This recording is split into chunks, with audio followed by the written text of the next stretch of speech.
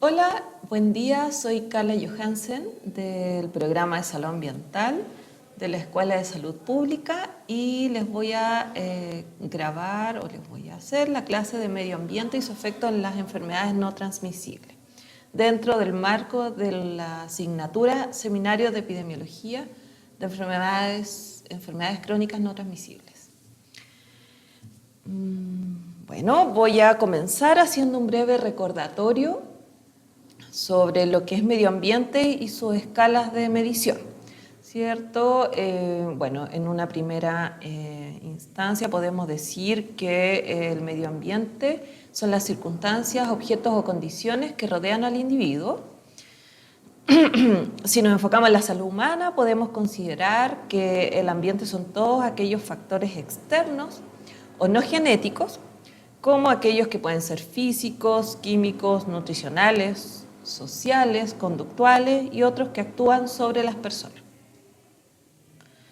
Bueno, por acá vemos una definición un poco más general, que es la contenida en la Ley 19.300 sobre bases generales del medio ambiente a propósito de toda la conversación y de todos los temas constitucionales que están muy en boga hoy día, ¿cierto? Bueno, se define ahí una definición muy general y a la vez específica, considerando muchos factores, lo cual permite también hacer ejercer esta ley en varias situaciones, en varias condiciones de la vida. La voy a leer. Sistema global constituido por elementos naturales y artificiales de naturaleza física, química o biológica, socioculturales y sus interacciones en permanente modificación por la acción humana o natural, y que rige y condiciona la existencia y desarrollo de la vida en sus múltiples manifestaciones. Es una definición bastante amplia y bastante ambiciosa, diría yo, en relación a todos los problemas ambientales que existen hoy en día en nuestro país. Bueno, por acá tenemos un planeta Tierra, ¿cierto?, donde tenemos un nivel más global, donde podemos ver que medio ambiente puede ser todo un sistema que involucra a todo el planeta, ¿cierto? Y que tenemos problemáticas que afectan también de manera global. Por ejemplo, ¿cierto?, el calentamiento global, ¿cierto?, cómo la temperatura superficial de la Tierra está siendo mayor que antes en todos los lugares del planeta.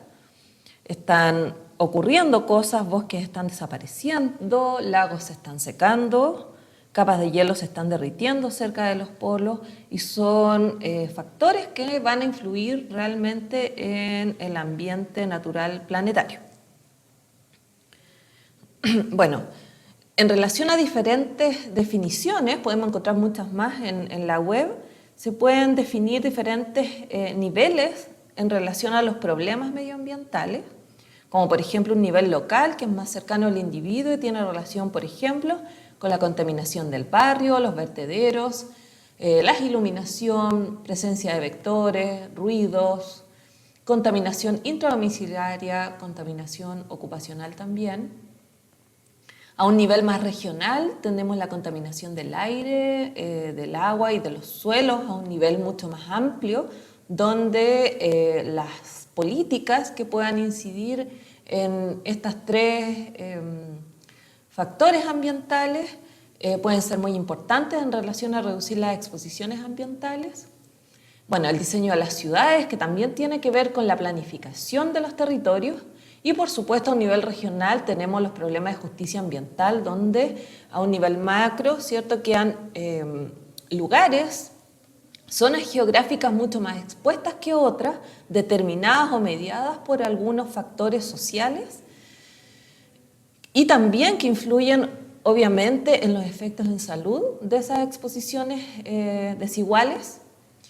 Y también tenemos un medio ambiente global, ¿cierto?, que es donde tenemos problemas como el cambio climático, la presión poblacional que tiene relación con el aumento de la población en los últimos 20 años y que toda esa población, por supuesto, va a requerir al menos tener cubiertas aquellas necesidades básicas como agua, alimentos, incluso, por qué no decirlo, generación de energía para poder sobrevivir, y eso también estresa nuestro medio ambiente general. Y por supuesto, un tema ambiental a nivel global es la economía mundial, porque claro, todas las formas, ¿cierto?, en que se mueve la economía, por supuesto que va estresando y va va requiriendo mayor recursos del medio ambiente. Bueno, como salud ambiental, ¿cierto?, como definición, la vamos a ver acá, es la rama de la salud pública que protege contra los efectos de riesgos ambientales que pueden afectar negativamente la salud o los equilibrios ecológicos. En este paraguas, y dado que estamos en una escuela de salud pública, ¿cierto?, no podemos dejar de considerar la salud ambiental como dentro de la rama de la salud pública y que implica 3 áreas o 3 campos donde se puede desarrollar, ¿cierto? El campo académico, que es cuando el campo donde se enseña, se realiza docencia en términos de salud ambiental, ¿cierto? Es un campo multidisciplinario, tanto en la academia como en la investigación y como en la aplicación, dado que los problemas ambientales pueden tener diversas miradas y mientras más miradas tenga, mucho mejor o más integral puede ser la solución a los problemas. Bueno, es un área de investigación, por supuesto, donde se está, ¿cierto?, levantando evidencia acerca de exposiciones ambientales en relación a efectos positivos o negativos en la salud, y eso va entregando evidencia que puede ser utilizada, ¿cierto?, en los campos de aplicación en salud pública o en los que se espera para poder hacer políticas basadas en evidencia. Bueno, ¿de dónde surge toda la evidencia para poder apoyar las políticas? Principalmente desde la epidemiología ambiental, la cual estudia los efectos de exposiciones ambientales sobre la salud y la enfermedad, enfocándose en factores físicos, químicos y biológicos en nuestro ambiente del día a día. Existen varias definiciones de epidemiología ambiental, yo aquí coloco una para poder ejemplificar un poco lo que se hace en el día a día, pero podrían existir muchas otras. Bueno, acá les dejo un esquema sobre más o menos cómo podría ser el proceso de la aparición de las enfermedades que podrían ser agudas o crónicas. Ya estamos hablando en un paraguas más general acá, donde todo parte, ¿cierto?, desde la susceptibilidad genética que uno trae desde el vientre materno, pero incluso se ha estudiado, ¿cierto?, la epigenética, donde existen contaminantes químicos que pueden alterar funciones o expresiones genéticas por exposiciones ambientales, incluso sin alterar la estructura del ADN. Por ejemplo, las dioxinas alteran algunas expresiones de los genes que podrían tener repercusiones cuando la persona ya nace. Bueno, tenemos las exposiciones, ¿cierto?, que parten desde el nacimiento o incluso dentro del vientre materno, ¿cierto?, exposiciones maternas que se traspasan al feto y luego ya desde que nace la persona se empieza a exponer a diferentes cosas en el curso de su vida que la llevan a enfermar en algún minuto al inicio de la enfermedad. Puede haber un inicio, ¿cierto?, dentro del cuerpo y luego un inicio ya más clínico donde aparecen los síntomas, ¿cierto? Esta enfermedad progresa o de manera favorable o desfavorable, ¿cierto? Tiene ciertos pronósticos en relación a otros factores a los cuales nos exponemos y finalmente podría ser que se dé la muerte producto de una exposición ambiental. Dentro de las exposiciones de la vida existen diferentes procesos que influyen, como el social, el demográfico, el económico, pero también van a influir a cuánta dosis de exposición ocurre la exposición y el tiempo de exposición también es importante. Podría darse que exposiciones a altas dosis de corto plazo generen eventos agudos en la población. Sin embargo, lo que nos va a interesar para esta clase son las exposiciones muchas veces a bajas dosis de contaminantes o a situaciones, ¿cierto?, del entorno a un largo plazo. Bueno, y aquí surge la pregunta, ¿cierto? ¿Es importante el tiempo de exposición cuando se estudian enfermedades crónicas? Por supuesto que sí. ¿Es importante el tiempo de exposición cuando se estudia cualquier tipo de enfermedad o evento en salud? Dado que realmente, dependiendo de ese tiempo, es cómo yo voy a poder estudiar la exposición y cómo voy a querer o poder estudiar la respuesta, que lo vamos a ir trabajando en el curso de la clase. Bien, y acá tenemos algunas definiciones de qué es enfermedad crónica. Ya un poco datos de la OMS. OMS las define como afecciones de larga duración con una progresión generalmente lenta. ¿Ya? Y cuando entonces estudiamos una enfermedad crónica, ya por su definición tenemos que pensar de cómo vamos a poder recabar la información de la exposición para una progresión lenta y una exposición de larga data hacia atrás. Bueno, es una de las principales causas, la principal causa de mortalidad en el mundo. Más o menos 1 de cada 2 personas tiene una condición crónica, siendo las más comunes las enfermedades cardiovasculares, respiratorias, diabetes, cáncer y también las osteoarticulares. Y además, bueno, muchas personas jóvenes están experimentando enfermedades crónicas como diabetes, alergias, asma, epilepsia, entre otras, y que por supuesto podemos aquí pensar de que si estas personas jóvenes, ¿cierto?, están expuestas a otros factores de riesgo ambientales o conductuales, ¿cierto?, podrían ver mucho más cercana la probabilidad o el riesgo de morir, ¿sí?, aumentando entonces la mortalidad prematura por estas afecciones. Bueno, ¿cómo se puede cuantificar? Eso no es tan fácil. La cuantificación de la carga de enfermedad causada por el medio ambiente en realidad ha sido bastante difícil, porque es difícil también verificar o identificar qué cosas o qué factores se van a considerar realmente como mediadores ambientales. Bueno, pero por otro lado está la relativa falta de evidencia sobre los nexos causales entre factores de riesgo ambientales y resultados en salud, principalmente porque la evidencia proviene de estudios epidemiológicos, especialmente cuando hablamos de enfermedades crónicas, y obviamente los estudios epidemiológicos para estudiar medio ambiente usualmente son estudios observacionales y por lo tanto la evidencia muchas veces es escasa y es débil en relación a otros tipos de estudios como los estudios toxicológicos o experimentales realizados con animalitos. Bueno, y falta de datos fiables, confiables, sobre los niveles de exposición en la población. Por supuesto que cuando hablamos de enfermedades crónicas estamos hablando de una larga data de exposición y claro que es muy difícil reconstruir y asignar una exposición individual para cierto tipo de exposiciones. Bueno, la OMS sí ha estudiado la proporción de la carga mundial de la enfermedad atribuible a factores de riesgos ambientales. En el año 2000, por ejemplo, atribuyó a factores de riesgo ambientales el 9,6% de la carga global de morbilidad y en el año 2002 los factores de riesgo ambientales representaron un 24% de la carga global de morbilidad y un 23% de la carga de mortalidad, siendo los niños de 0 a 14 años una proporción de muertes atribuidas al medio ambiente del 36%.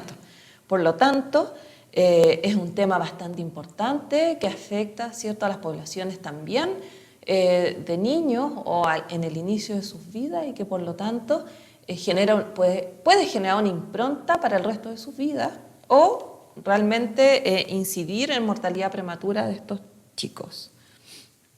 Bueno, en el 2010 ya la OMS considera que la carga de mortalidad atribuida a factores de riesgo ambientales representaba un 45,9%, lo cual es bastante alto, considerando que los factores de riesgo ambientales son modificables.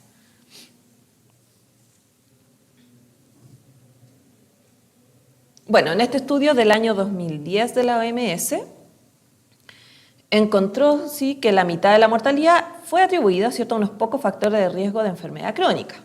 Bueno, de todos estos que están acá, yo podría preguntarles a ustedes cuáles creen ustedes que es el más culpable. ¿Sí?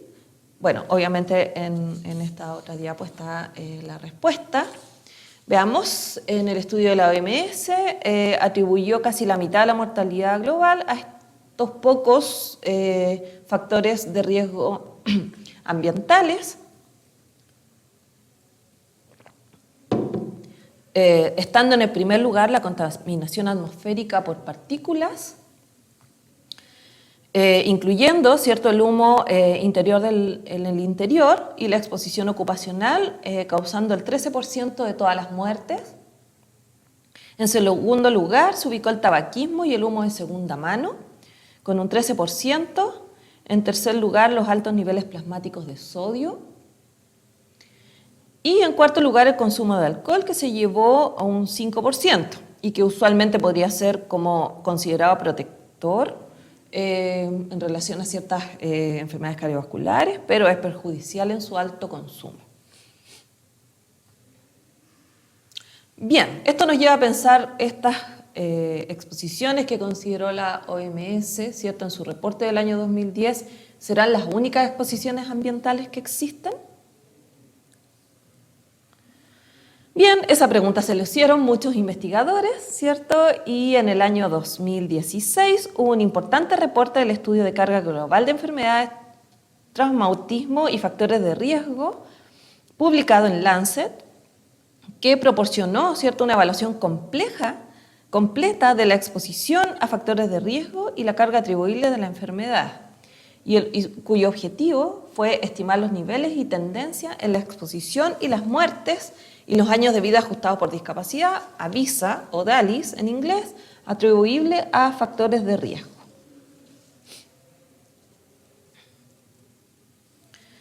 Bien, en este estudio se incluyeron ensayos controlados aleatorios, cohortes agrupadas, encuestas, datos del censo, datos de satélite y otras fuentes.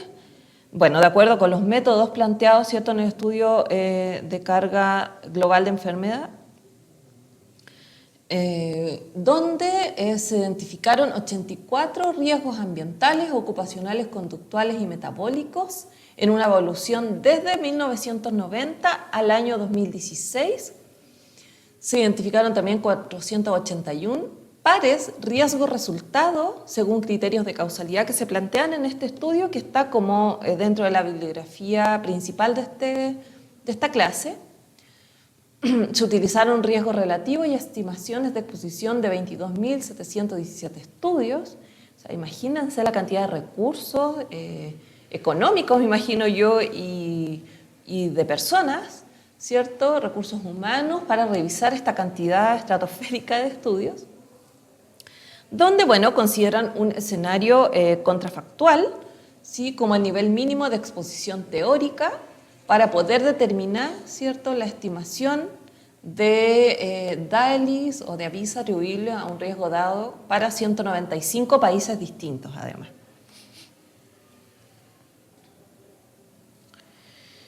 Bueno, los factores estudiados consideraron ciertos factores de riesgo. Vamos a ver si se ve la flecha, sí.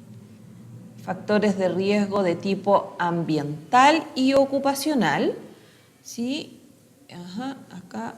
Factores de riesgo conductuales y factores de riesgo metabólicos. Si pueden ver aquí, entre estas dos diapos, están todas las exposiciones consideradas para hacer este estudio.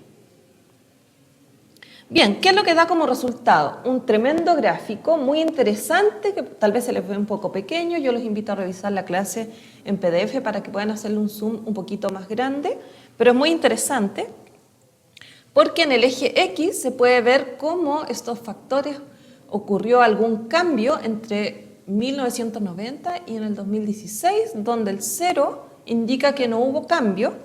Ya lo que está por sobre la línea, ¿cierto?, quiere decir que aumentó la exposición entre el año 90 y el 2016, y los que están bajo la línea fueron exposiciones que fueron disminuyendo entre el año 1990 y 2016. ¿Sí? En relación entonces a ese cambio, podemos ver que desde 1990 la exposición aumentó significativamente para 30 riesgos, no cambió significativamente para 4 riesgos y disminuyó para 31 riesgos. Los 3 riesgos que más disminuyeron fueron la dieta alta en ácidos grasos transgénicos, la contaminación del aire indoor dentro de los hogares a partir de combustibles sólidos y el saneamiento inseguro, que lo podemos ver por aquí, ¿cierto? Bueno, los que más aumentaron fueron el índice de masa corporal alto, la dieta alta en bebidas azucaradas, la exposición ocupacional a tricloroetileno y escapes de motores diésel. También podemos ver que, no les dije en un comienzo, que tenemos ciertos 3 colores, donde, por ejemplo, el color rojo está indicando exposiciones consideradas como ambientales u ocupacionales. Con el color azulito podemos ver factores de riesgo conductuales y con el color verde podemos ver los factores de riesgo metabólicos. ¿Sí? Eso hace muy interesante también ver cómo se pueden agrupar estos factores que fueron estudiados.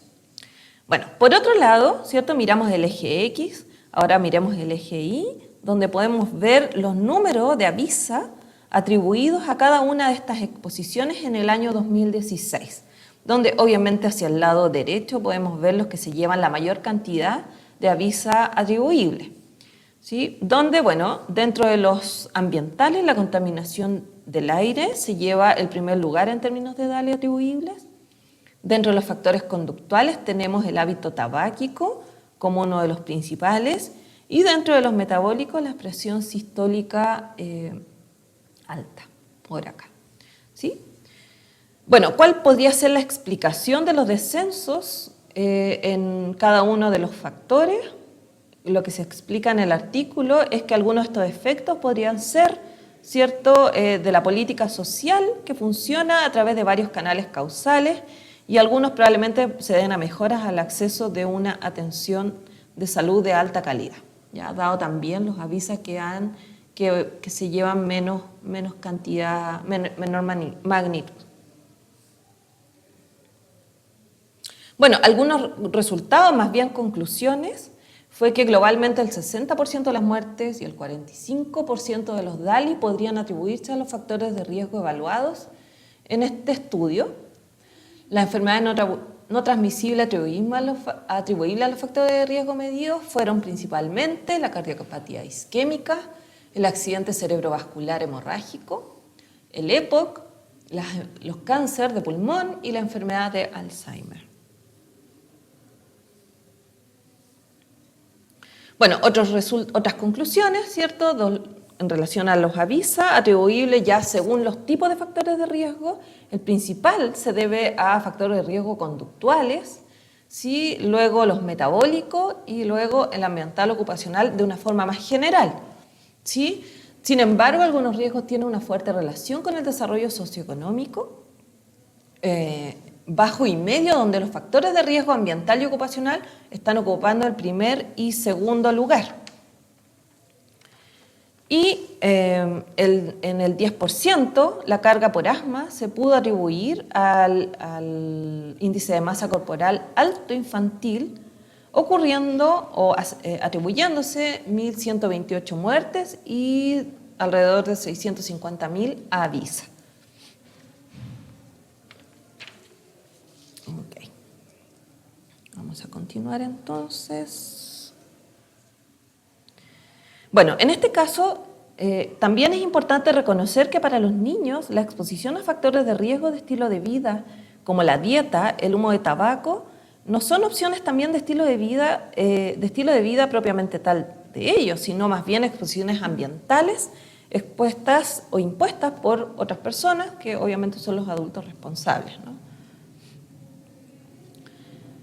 Bueno, si consideramos un poco, quitamos algunas exposiciones a factores de riesgo como del agua y de la malnutrición materna e infantil y nos quedamos con el resto, ¿cierto? Podemos ver, ¿cierto?, que bueno, la contaminación atmosférica se lleva una gran cantidad de AVISA o DALI atribuibles en el año 2016, considerando, ¿cierto?, la contaminación del aire externa y interior, ambiental, digamos, y interior de los hogares son dentro de los factores de riesgo ambientales que se llevan mayor cantidad de DALIs.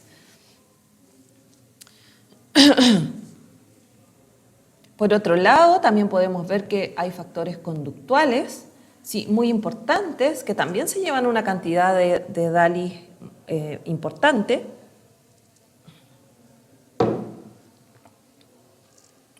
Y podemos ver también que hay un montón de factores que se llevan los hábitos alimenticios deficientes, siendo el segundo factor de riesgo principal en el nivel 2 de la jerarquía para mortalidad global, representando casi 2 de cada 5 muertes. La carga global de estos riesgos dietéticos a nivel mundial fue de 14,8%, lo cual es bastante alto. Pero si miramos bien también, en esta gráfica una gran cantidad, ¿sí?, de factores de riesgo conductuales son bastante importantes en términos de DALI. Bueno, si podemos hacer un resumen de lo que hemos estado mirando, ¿cierto? Los principales factores de riesgo de carga para las enfermedades no transmisibles considera un componente ambiental, ¿cierto?, fuerte, que es la contaminación del aire ambiental e intradomiciliario, y también tenemos una fuerte carga de factores conductuales como lo son el consumo de tabaco y alcohol, la baja actividad física y la dieta, ¿cierto?, como lo podíamos ver por este gráfico. Por lo tanto, les voy a dejar, ¿cierto?, esta lámina planteada, la vamos a volver a retomar porque vamos a ver algunas cuestiones de epidemiología ambiental importantes que se deben considerar cuando se estudian enfermedades crónicas. ¿Sí? Entonces veamos cómo se estudian los factores de riesgo ambiental. Bueno, vuelve a aparecer aquí, ¿cierto?, nuestra definición de epidemiología ambiental, que tiene relación muy similar, ¿cierto?, a la definición de epidemiología sin apellido, digamos, que es el estudio de la distribución de la salud y la enfermedad en la población y los determinantes de esta distribución. Y que estudian, por lo tanto, a partir de su definición, la distribución y los efectos de las exposiciones ambientales sobre la salud y la enfermedad en la población. ¿Qué considera, cierto, la epidemiología ambiental?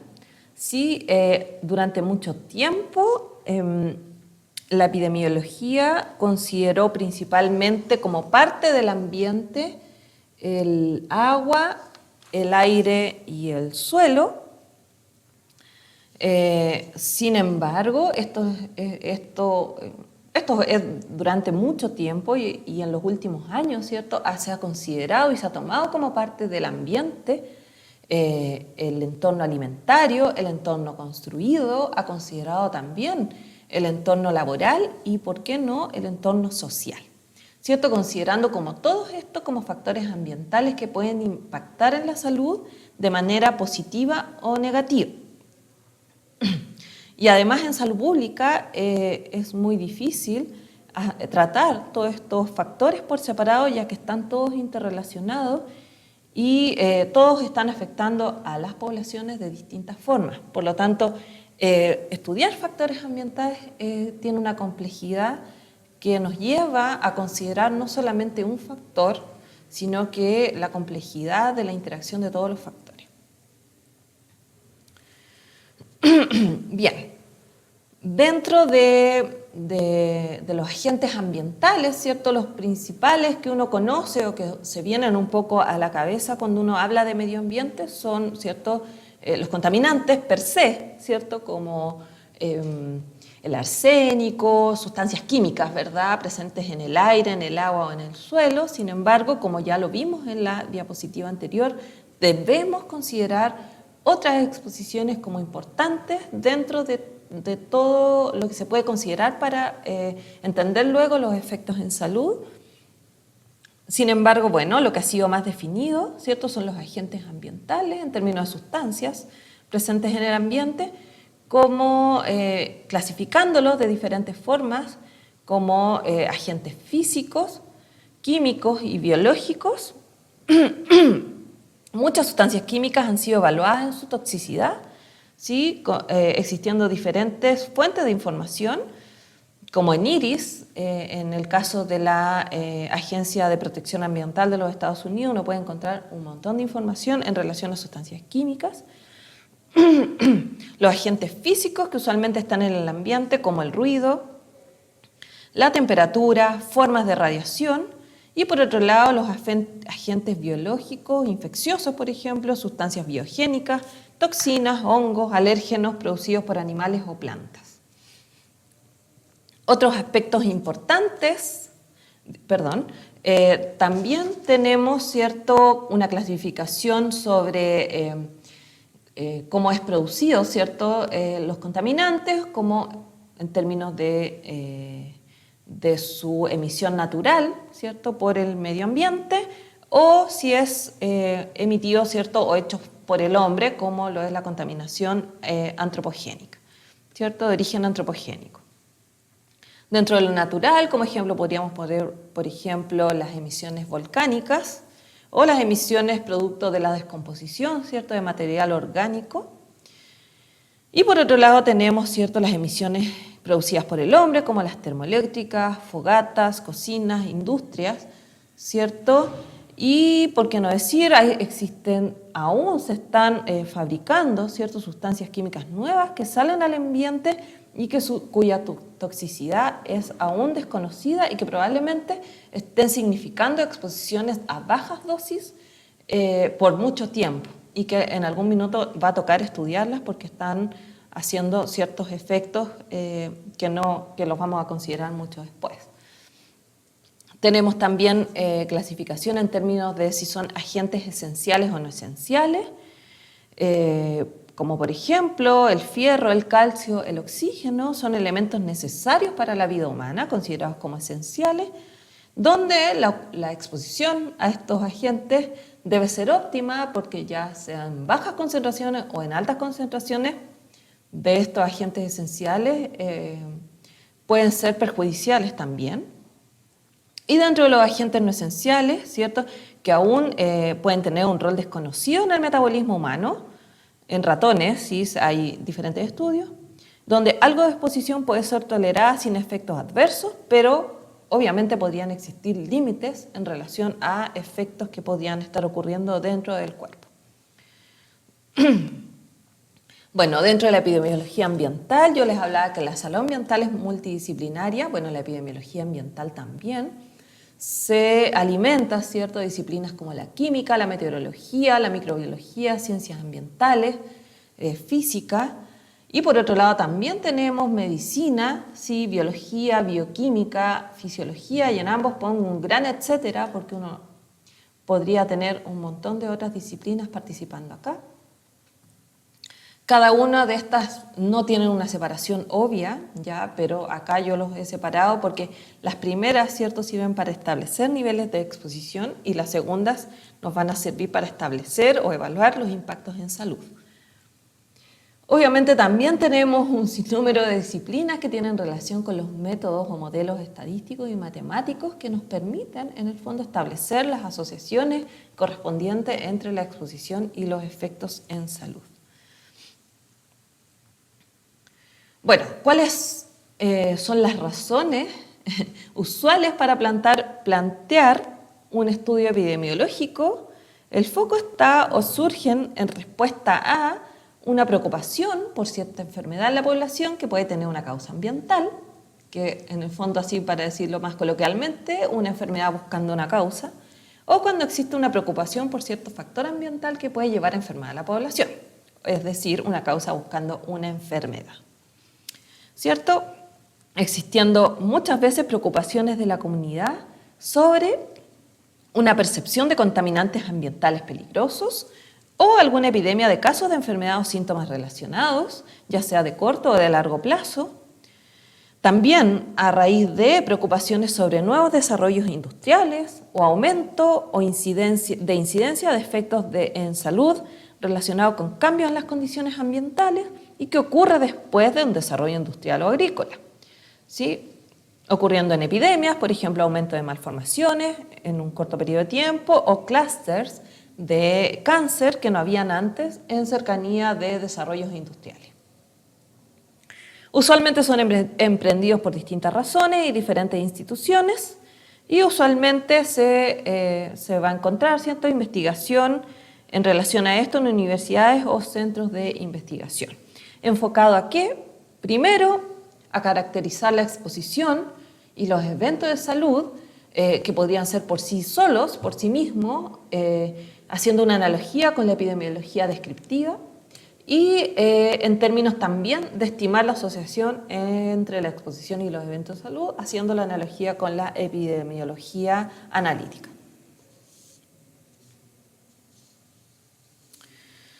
Bien, ¿cuál es el interés en salud ambiental entonces? ¿Cierto? Tenemos una exposición, tenemos una enfermedad, ¿cierto? O un efecto, más bien, me gusta más decir efecto, porque esa exposición podría ser que produzca un efecto positivo y no solamente produzca enfermedades, ¿sí? Pero lo que quieren buscar entonces los epidemiólogos en salud ambiental es si la exposición en el fondo causa la enfermedad, ¿cierto? Andamos en búsqueda de asociaciones causales. Lo que sería, en el fondo, si un cambio en la frecuencia o calidad de la exposición o característica resulta en un correspondiente cambio en la frecuencia de la enfermedad o en el desenlace que a mí me interese. Sin embargo, una asociación estadística no es suficiente, ¿cierto?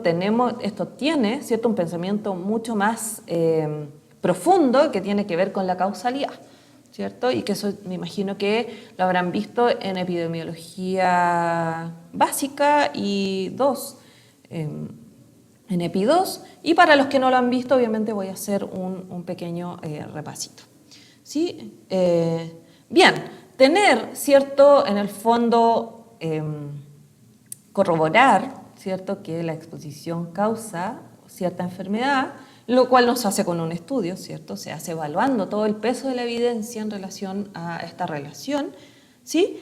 Pero bueno, realmente ya considerando que la exposición ya causa un efecto, esto nos va a proveer información, ¿cierto?, que va a contribuir para tomar decisiones racionales, decisiones políticas informadas, poder hacer intervenciones, regulaciones y, por supuesto, prevención. ¿Cierto? Cuando hablamos de exposiciones ambientales, estamos hablando de exposiciones o factores de riesgo modificables, lo cual tiene una fortaleza muy grande en relación a poder hacer o tomar decisiones políticas importantes para reducir la exposición de las personas y, por supuesto, esto va a conllevar a una reducción de los casos de enfermedad. Muchas veces también la estimación del riesgo desde estudios epidemiológicos son usados para análisis de costo-beneficio que van a ir, ¿cierto?, a apoyar una intervención o una regulación, lo cual, bueno, por supuesto, es muy criticable, pero hoy en día es una de las formas o uno de los instrumentos que se utiliza para evaluar si una política va a generar o no efectos beneficiosos en la población. Bien, tenemos aquí más que nada, ¿cierto?, para poder hablar, cuando hablamos de causa o de causalidad, estamos hablando no solo de un estudio, ¿sí?, sino estamos hablando del peso de mucha evidencia en relación a una exposición y un evento específico, ¿sí? Entonces aquí aparecen los criterios de causalidad propuestos por Bradford Hill en los años 60, que por supuesto durante el tiempo han ido evolucionando y han sido considerados más bien como aspectos, dado que no son, ¿cierto?, una lista, un checklist, ¿sí?, sino que se habla de cierta parte de la evidencia podrá mostrar mayor afinidad por ciertos aspectos y otro tipo de evidencia, como la toxicológica, podrá responder otro de estos aspectos. Sin embargo, el volumen de evidencia podría dar cuenta de todos los aspectos. ¿Sí? Bueno, así muy corto, la temporalidad es crucial, ¿sí? Se refiere a que la causa debe preceder al efecto, entendiendo, ¿cierto? Y esto se hace importante cuando queremos plantear un estudio epidemiológico, entender el periodo de inducción, o sea, cuánto tiempo de exposición debo tener para poder visualizar el inicio de la enfermedad, ya sea de forma más biológica o ya clínica, cuando la persona, ¿cierto?, le aparecen los síntomas y consulta, ¿no? Tenemos la plausibilidad biológica. donde, ¿cierto?, es una explicación biológica en relación a la exposición y el evento, o sea, si existe realmente una explicación de que esta exposición pueda generar ciertos cambios a niveles biológicos que pueda llevar realmente a la enfermedad que yo estoy planteando que causa, ¿sí? Usualmente es consistente, ¿sí?, con otros conocimientos, ¿sí? Por ejemplo, si un experimento de laboratorio muestra que una exposición ambiental puede causar cáncer, ¿sí?, en ratones, hace más plausible la hipótesis de que una exposición, la misma exposición, cause cáncer en seres humanos, ¿sí? Pero esto es relativo, ¿ya? Porque antes habían asociaciones consideradas como no plausibles y que cuando se descubrieron se confirmaron con estudios, ¿sí?, en animalitos en relación a su plausibilidad, ¿sí? Por ejemplo, cuando aparecen casos de osteomalacia severa en un área contaminada por cadmio en Japón, se dieron cuenta, ¿cierto? Comenzó con estudios epidemiológicos, observacionales, y luego se hicieron, ¿cierto?, los experimentos en animalitos y pudieron, ¿cierto?, explicar ese mecanismo de toxicidad del cadmio en el hueso. Bueno, tenemos la fuerza de asociación, ¿cierto?, que es que el grupo que está expuesto, ¿cierto?, a esta exposición ambiental o a esta exposición, a una exposición, tenga mayor riesgo de enfermar o tenga más enfermedad que el grupo que no está expuesto. Obviamente, un riesgo relativo alto es más probable que sea causal, ¿cierto? Si la asociación es débil, podría estar influida por algunos confusores o sesgos. Sin embargo, si la asociación es débil, tampoco excluye que sea causal. Entonces, pero es más fácil de dar explicaciones alternativas, ¿cierto? Pero bueno, este es uno de los aspectos importantes planteado por Hill también. Tenemos el gradiente biológico, que usualmente se reporta como relación dosis-respuesta en estudios toxicológicos o relación exposición-respuesta en estudios epidemiológicos. ¿Sí? ¿Qué es? Si yo me expongo a mayor dosis o a una mayor exposición, voy a tener mayor cantidad de personas expuestas. Perdón, mayor cantidad de personas enfermas. ¿Sí? Y por lo tanto, a mayor exposición, mayor respuesta. ¿Sí? También, podría ser que si existe este gradiente biológico, es consistente también con una fuerte asociación causal. Tenemos también la consistencia, que varios estudios muestren similares resultados con distintos diseños, probabilidad de que todos los estudios tengan el menor error, el mismo error es minimizada. Y también una falta de consistencia tampoco excluye asociación causal. Por ejemplo, hoy en día existen estudios con niveles de exposición muy bajos donde no se encuentran efectos en salud. Sin embargo, esa población debe seguir observándose porque nadie puede decir que a un largo plazo no exista algún efecto. Reversibilidad es otro de los aspectos planteados. En el fondo es si la remoción de la posible causa resulta en la disminución del riesgo de enfermar. Si está también presente este criterio o este aspecto, hace más fuerte, ¿cierto?, el pensamiento de que la asociación sea causal. Obviamente, si los efectos en salud son irreversibles, este aspecto no se va a observar. Bueno, son 9, pero estos son como los más relevantes y los más importantes en términos de evaluación del peso de la evidencia, ¿sí? Y obviamente han sido criticados, ¿cierto? O más bien criticados en términos de decir estos criterios tienen limitaciones y excepciones, ¿cierto? Sin embargo, se les reconoce su ayuda a evaluar el cuerpo de la evidencia y además están muy vinculados con los diseños, o sea, con toda la parte metodológica de los estudios y obviamente con la evaluación de evidencia de distinto tipo.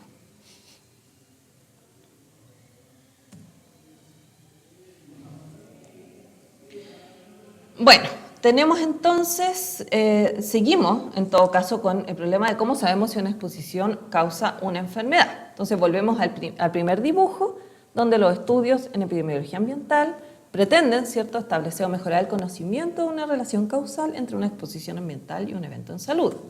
Ahora, tenemos incertidumbres, qué y cómo vamos a medir la exposición y qué y cómo vamos a evaluar la enfermedad. Por lo tanto, aquí surgen conceptos claves en términos de epidemiología ambiental, como la evaluación de la exposición y el efecto.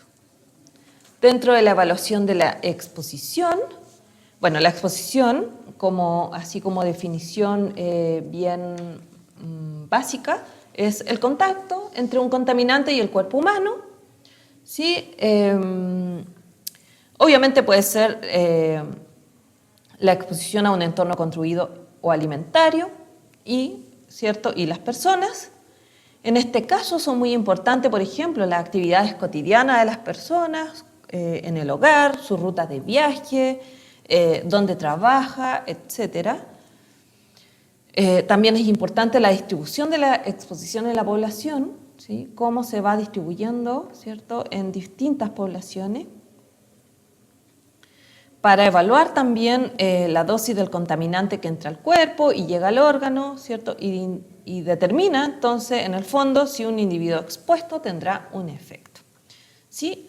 Para estimar la exposición en los estudios epidemiológicos se han utilizado métodos directos o indirectos. Dentro de los directos está el monitoreo personal y el monitoreo biológico, donde obviamente cuando uno está estudiando estas cosas uno quisiera, o a lo que más ambiciona, es conocer a qué está expuesta cada persona.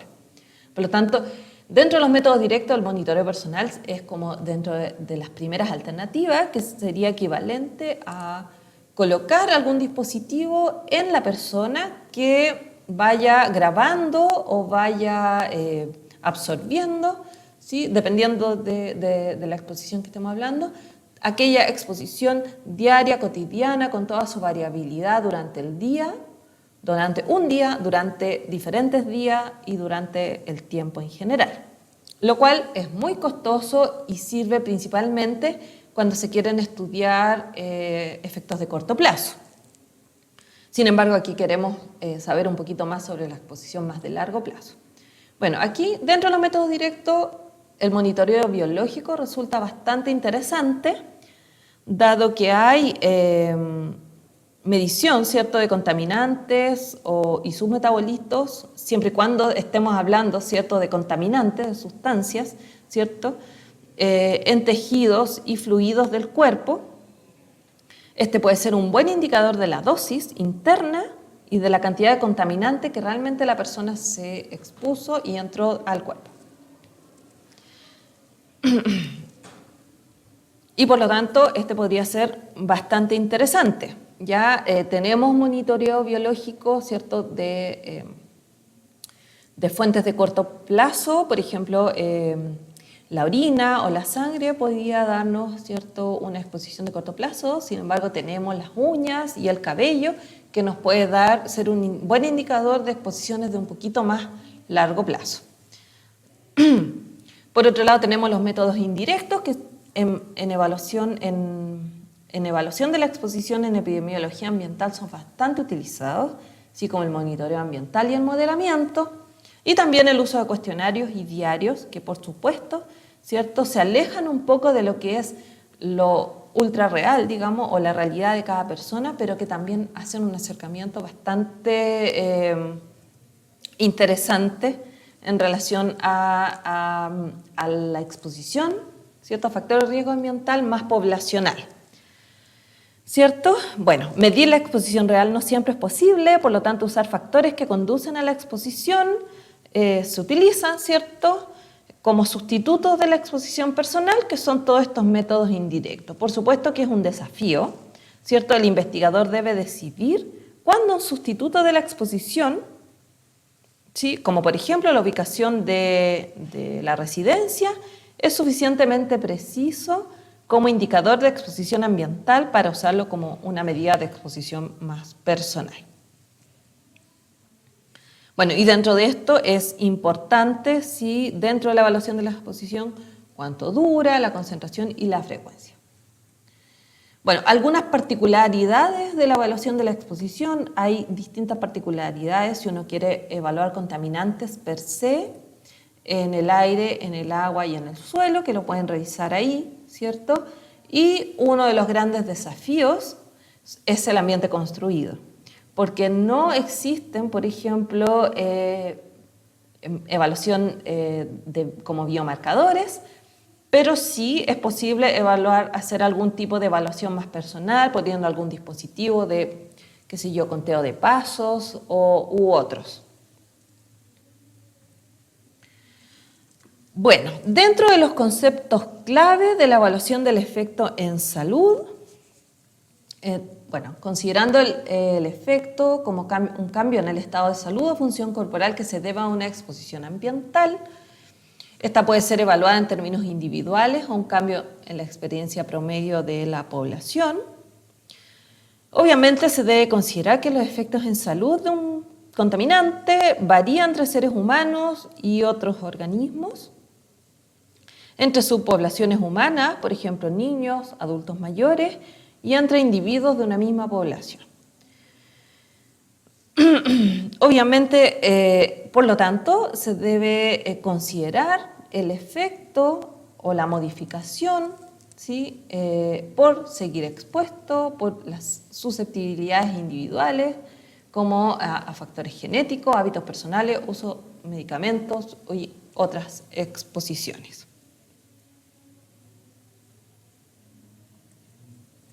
Bueno, tenemos un amplio espectro de cambios fisiológicos y bioquímicos hasta molestias subjetivas, hasta la enfermedad o la muerte. Sí, podemos tener efectos biológicos tempranos, ¿sí?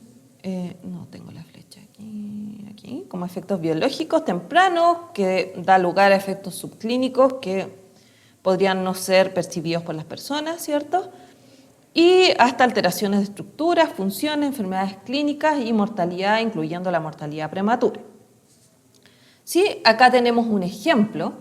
¿Sí? Este es una pirámide específica de los efectos en salud asociados con la contaminación del aire, donde podemos ver en la base, la base de estos triángulos representa la cantidad de población expuesta, que encuentra las consecuencias más comunes como efectos subclínicos y pequeños cambios en funciones fisiológicas como la función pulmonar.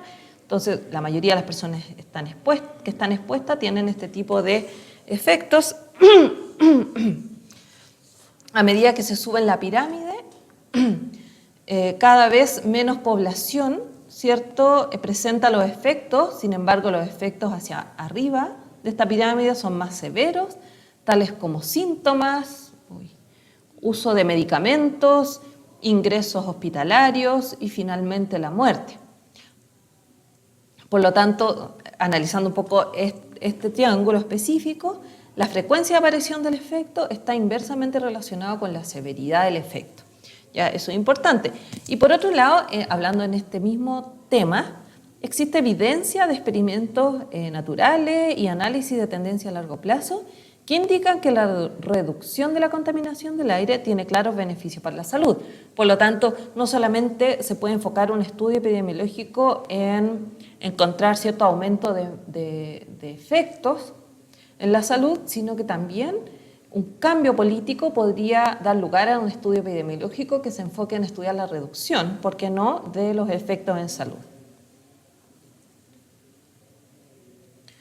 Bien, aquí también corresponde mencionar que existe importancia o incertidumbre, ¿sí?, en la evaluación del efecto en salud cuando se refiere a restricción de actividades, uso de medicamentos, síntomas, cambios en el sistema cardiovascular o en la función pulmonar y efectos subclínicos, porque en estos efectos en salud existe muy poco registro o no existe.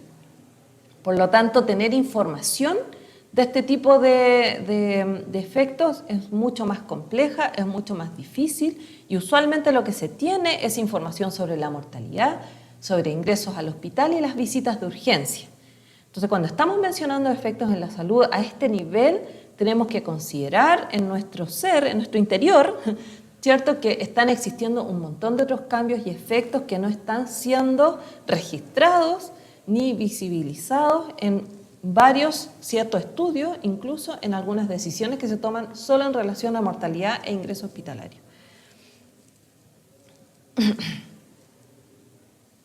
Bueno, algunos otros conceptos claves en la evaluación del efecto en salud. Tenemos cierto efecto en salud agudos y crónicos. En este caso a nosotros nos interesan los crónicos. Tenemos también efectos que son reversibles o temporales e irreversibles, permanentes, y por lo tanto esto es importante cuando queremos plantear un estudio de epidemiología ambiental. Tenemos que considerar, muy importante, el periodo de inducción. ¿Cuánto periodo yo requiero dentro de lo que se llama exposición relevante, que va a dar lugar a un evento en salud y al comienzo del efecto?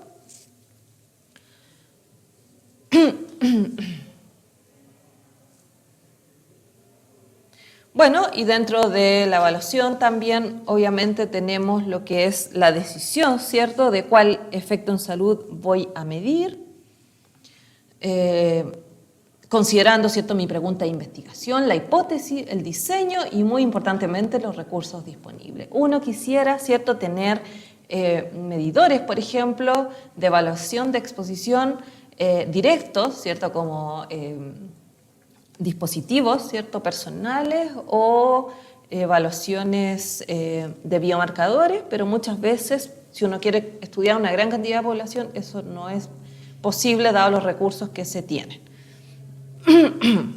Por otro lado, el conocimiento previo, obviamente no vamos a perder el tiempo en evaluar algún efecto que no tiene relación con la exposición que quiero yo estudiar,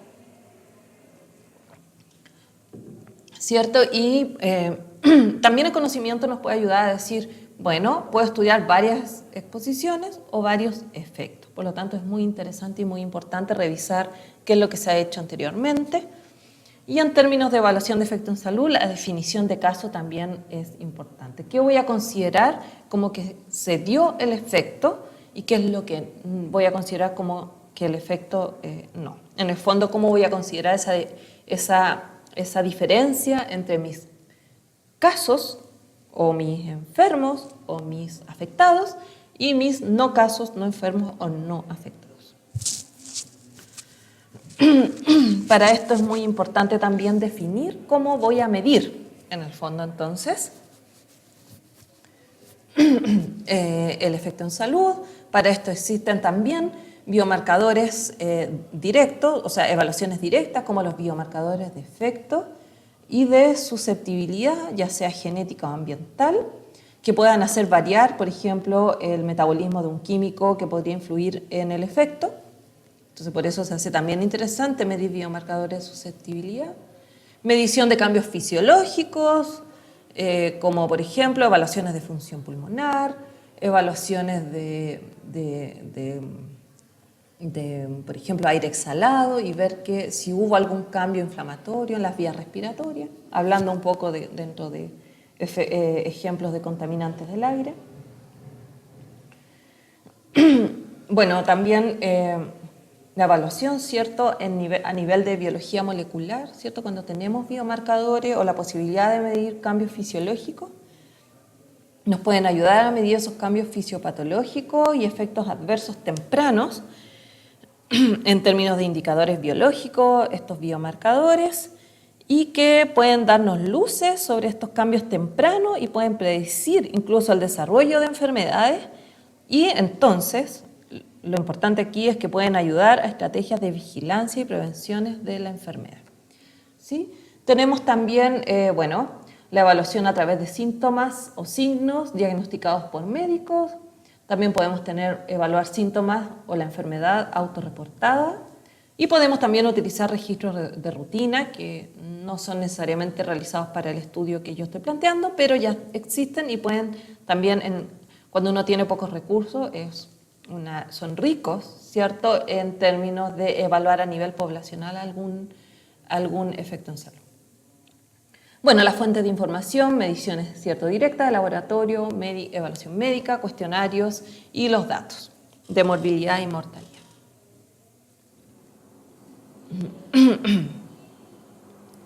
Bien, volvamos entonces al comienzo. Ya tenemos un poco considerado que la evaluación de la exposición, ¿cierto?, hay que considerar muchas cosas, es muy importante, y también tenemos, ¿cierto?, todas las consideraciones o la mayor cantidad de consideraciones cuando queremos evaluar el efecto en salud. Bien, entonces ahora lo que nos resta un poco decir es cómo vamos a evaluar la asociación entre estas dos cosas. ¿Cierto? Bien, tenemos entonces exposición al contaminante y el efecto en salud. Usualmente lo que se hace y lo que también se hace en epidemiología ambiental, ¿cierto?, es que tenemos una población expuesta al contaminante, y aquí puse poblaciones de distintos colores para que se entienda que son poblaciones que, además de estar expuestas al contaminante, tienen diferentes otras exposiciones, como al humo de tabaco, etcétera, ¿cierto?, a diferentes otras cosas, ¿cierto?, y que nosotros esperamos que, dentro de nuestra hipótesis, que estas poblaciones expuestas tengan un mayor efecto en salud, versus, que sería lo ideal, ¿cierto?, dentro del principio contrafactual, tener la misma población con las mismas exposiciones, ¿sí?, no expuesta y al mismo tiempo, y por lo tanto eso es bastante difícil, pero lo que esperaríamos es que sea un efecto en salud menor, ¿cierto? Entonces, esto sería el ideal, ¿cierto? Sabemos que no es posible tener a la misma población y al mismo tiempo, dentro del principio contrafactual, pero, ¿cierto?, los diseños de estudio nos dan la posibilidad de tener una población similar, ¿sí? Ojalá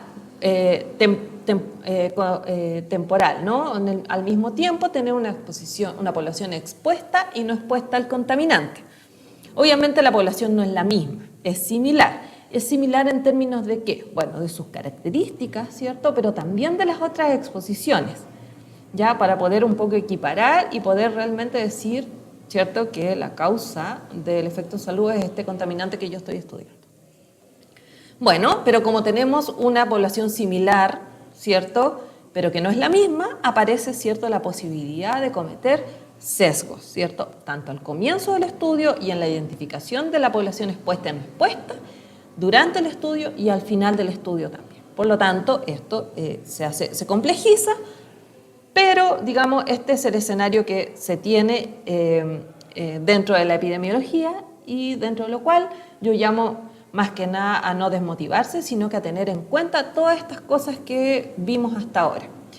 Una evaluación correcta de la exposición, una evaluación correcta del efecto en salud, ¿cierto? Obviamente considerando ese tiempo relevante que tiene que suceder entre la exposición y el efecto, y que en las enfermedades crónicas es complejo. Y obviamente dentro de todo el proceso, ¿cierto?, considerar los sesgos que se pueden ir evitando. Ok, volvamos entonces a estos principales factores de riesgo del estudio de carga global de enfermedad que habíamos visto, ¿cierto?, al comienzo, que eran los factores de riesgo, el principal factor de riesgo ambiental, la contaminación del aire, y dentro del principal factor de riesgo conductual estaba, ¿cierto?, el consumo de tabaco y alcohol, la baja actividad física y la dieta. Vamos a trabajar un poquito estos dos puntos que dentro de epidemiología de enfermedades no transmisibles pueden ser muy interesantes.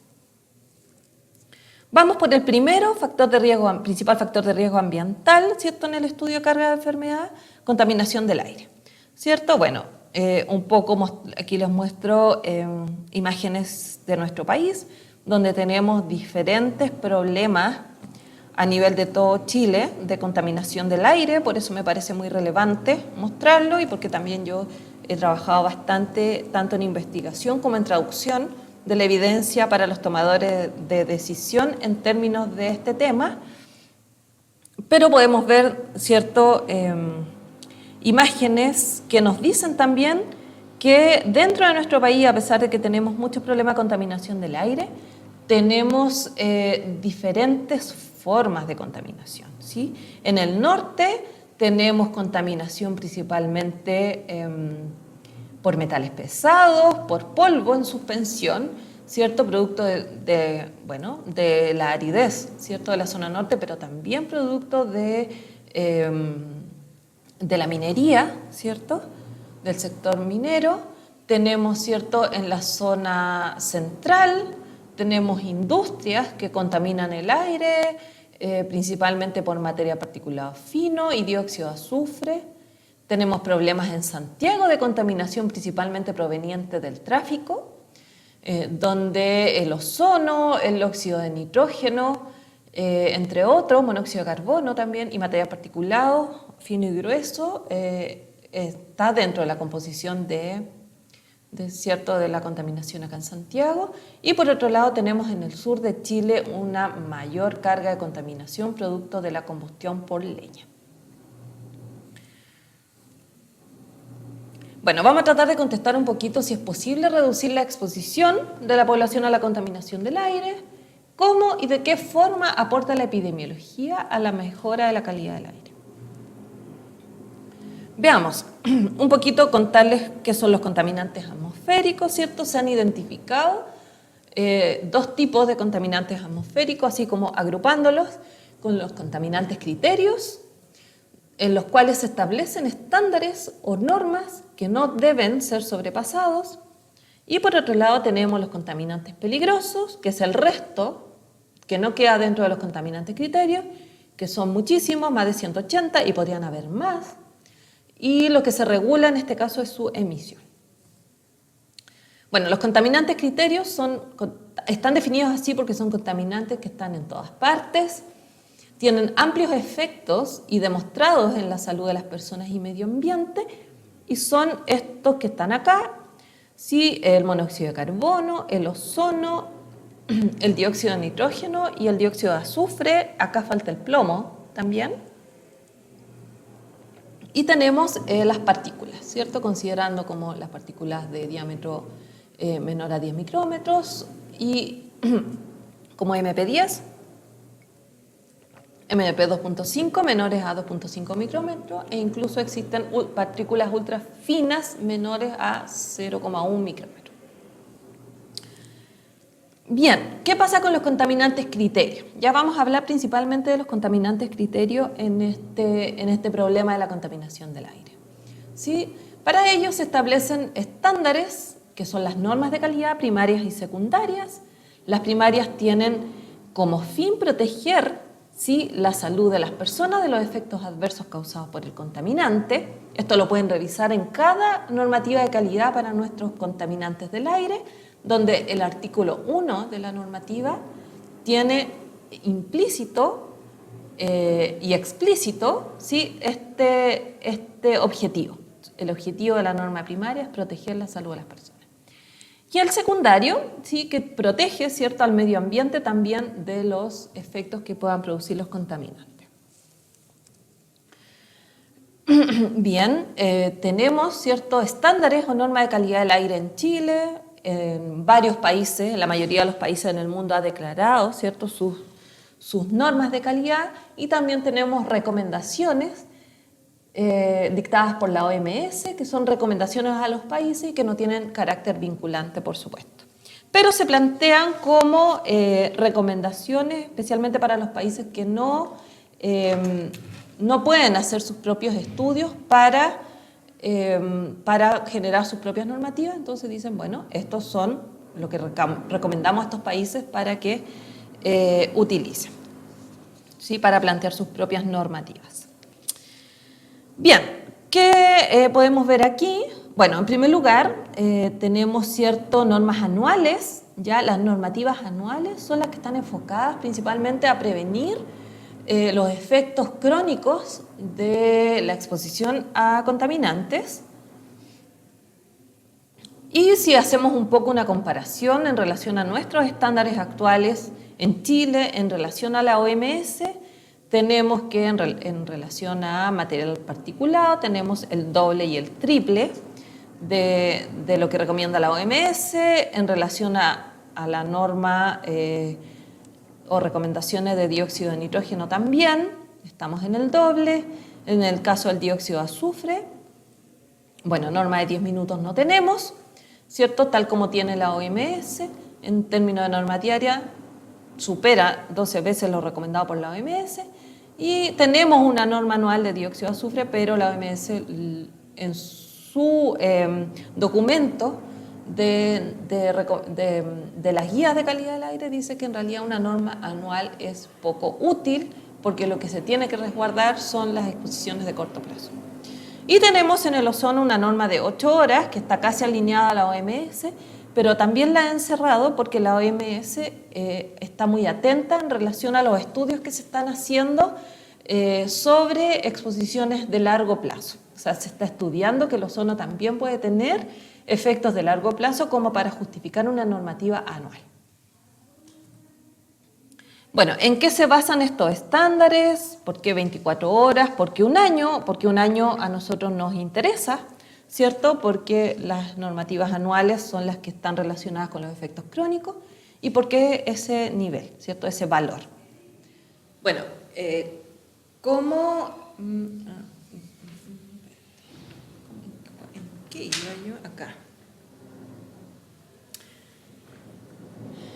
Bueno, los estándares se basan principalmente en el cuerpo, en todo el cuerpo de evidencia disponible sobre un efecto, un contaminante específico y una respuesta específica. Entonces, y para cada uno de ese par, exposición-respuesta, se evalúan con criterios, principalmente con los criterios o aspectos de causalidad planteados por Bradford Hill. Por lo tanto, muy bien, han tenido sus críticas estos criterios, pero sin embargo han sido muy útiles en términos de evaluar la evidencia para poder, formular normativas o leyes normativas de calidad del aire. Por ejemplo, tanto la EPA como la OMS, dentro de la revisión de la literatura en relación a los contaminantes, declaran al comienzo de sus documentos que van a utilizar ciertos criterios para evaluar la evidencia, como la temporalidad, aparece la fuerza de asociación, el gradiente, la consistencia y la plausibilidad biológica. No obstante, también incluyen otros criterios que son más metodológicos, ¿no? Como el diseño del estudio, cómo se evaluó la exposición, dado que es complejo estudiarla, y cómo se evaluó el efecto, qué tipo de población de estudios se utilizaron, si hubo control o consideración de los sesgos al inicio o durante el estudio, y cómo se manejó la incertidumbre. Bien, usualmente la EPA y la OMS involucran muchos recursos, evalúan una cantidad de evidencia enorme en relación a si un contaminante causa un efecto en salud. ¿Sí? En relación a eso se formulan guías, en el caso de la OMS, normas de calidad en el caso de la EPA. Sin embargo, la EPA, además de la guía final, digamos, de donde está el estándar o la ley, genera diferentes otros documentos que son muy interesantes, donde se puede ver cómo ellos fueron evaluando la causalidad y la evidencia en términos de poder luego, al final de cada par exposición-efecto, tomar una decisión, una declaración. EPA declara, estoy haciendo un ejemplo, que la exposición a ozono de corto plazo y el efecto, por ejemplo, en irritación ocular, la evidencia se declara como causal. ¿Sí?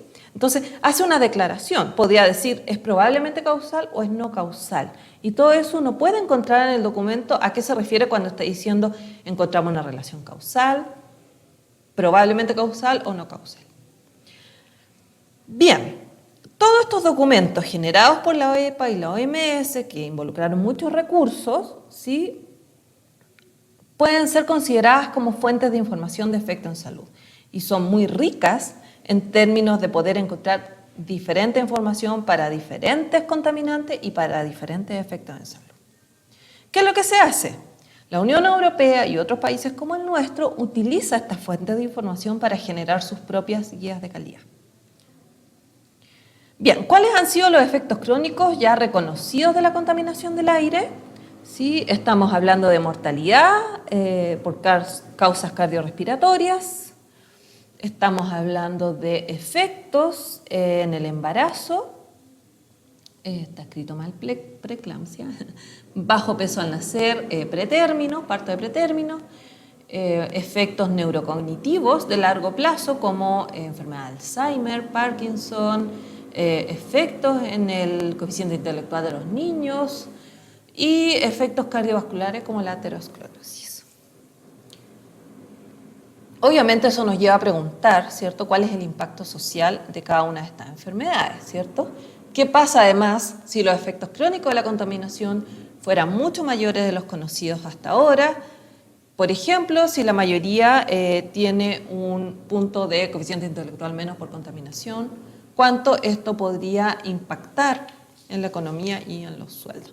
Por lo tanto, hace muy relevante en el fondo también estudiar estos tipos de enfermedades que claramente son lo que tienen una evidencia, peso de evidencia mayor es los efectos agudos y los efectos crónicos, todavía existen efectos que no han sido estudiados.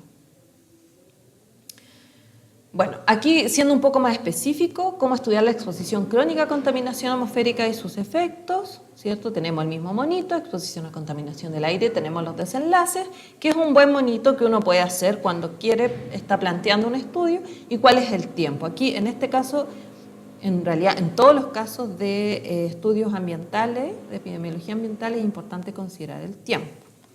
Bueno, cuando partimos, ¿cierto?, planteándonos esto, tenemos que pensar cuál contaminante, cómo se emite, qué o quién lo emite, cómo se exponen las personas, cuánto, etcétera, ¿sí? Todo lo que tiene que ver con la exposición.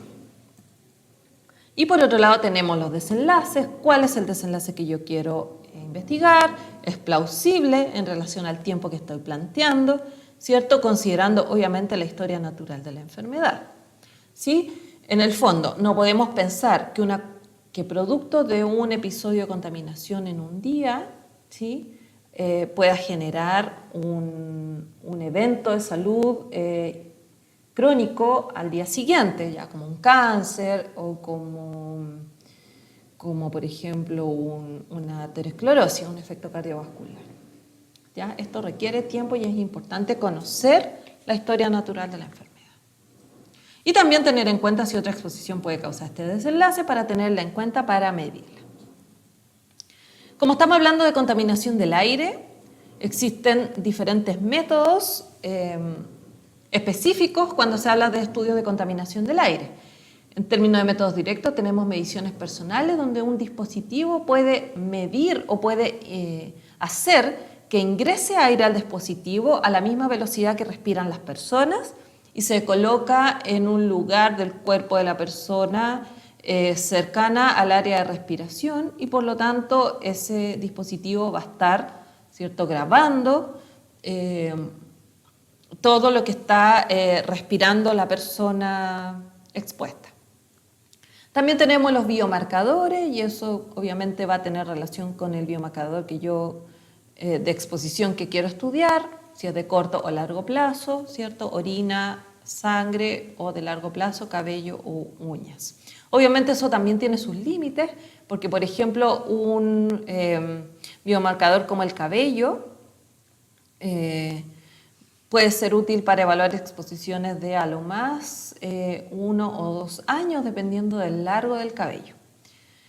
Y dentro de los métodos directos, ¿cierto?, tenemos el uso de sitios centrales, uso de distancias a fuentes, modelo de dispersión y lo que está últimamente muy en boga, que es el Land Use Regression.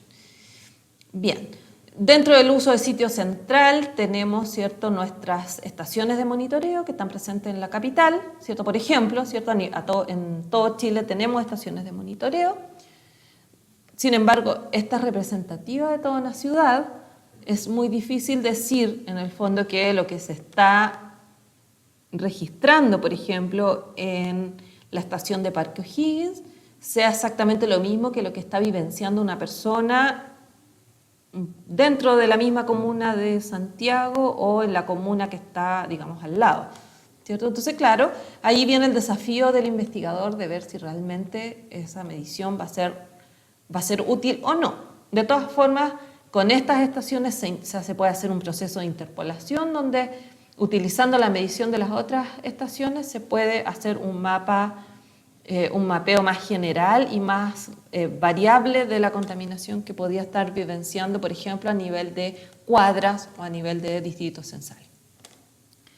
¿Adecuado para enfermedades crónicas? Bastante, se utiliza bastante esta forma de evaluación de la exposición para enfermedades crónicas.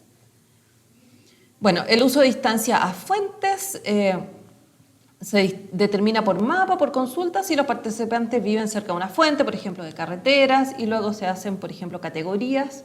Por ejemplo, la que tengo acá, menos o más de 200 metros de carretera, puede ser 50, ¿cierto?, metros, dependiendo de lo que el investigador le interese, de cuál es la dispersión del contaminante, etc. Y ahí, de esa forma, yo puedo catalogar como individuos expuestos y no expuestos. Uso de modelos de dispersión, donde, claro, ya son modelos más complejos. Estos pueden ser determinísticos o estocásticos y se utilizan software bastante avanzados para determinar, ¿cierto? En el fondo lo que se quiere, ¿para qué se utiliza esto? Es para determinar cuál es la exposición personal de los individuos. ¿Sí? Y finalmente el uso de Land Use Regression, ¿cierto? Bueno, esto es como los últimos desarrollos que se ha tenido en evaluación de la exposición, principalmente motivados por una necesidad de tener la exposición crónica, determinar un mapa de contaminación en una ciudad y determinar la variación de microcontaminantes. ¿Sí? Se utiliza información geográfica de carreteras, fuentes, uso de suelo, y así también se deben hacer evaluación de los mismos contaminantes.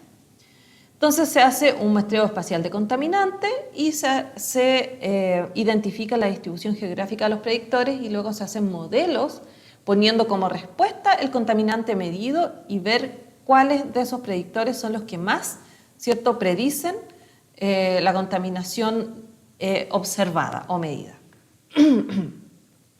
Bueno, por otro lado, los desenlaces. Se han utilizado cuestionarios, diarios, registros, ¿sí?, evaluaciones médicas, registros de procedimientos diagnósticos, etc. ¿Sí?, siempre teniendo la precaución de que sea plausible lo que yo estoy midiendo en relación a la exposición, a la historia natural, los sesgos, cuando estamos evaluando enfermedades crónicas y necesitamos reconstruir la exposición hacia atrás, sí, el sesgo de memoria es muy importante considerarlo. La multicausalidad, porque las personas están expuestas a muchos factores de riesgo ambientales a la vez. Tener también en cuenta la confusión, entre otros. Bueno, finalmente quise como darles un barniz de cómo se debieran evaluar los factores de riesgo